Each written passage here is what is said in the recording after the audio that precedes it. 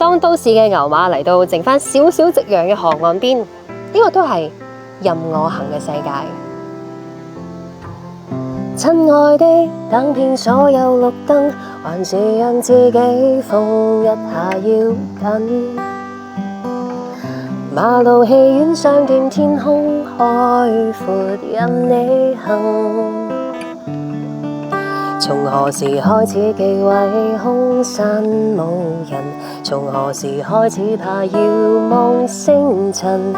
原來神仙魚橫渡大海會斷魂，聽不到世人愛聽的福音。曾迷途才怕追不上滿街趕路人，無人理睬如何求生？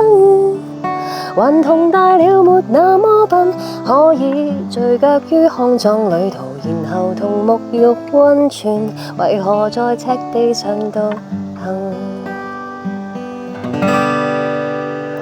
頑童大了別再追問，可以任我走，怎麼到頭來又隨着大隊走？人群是那麼雀躍。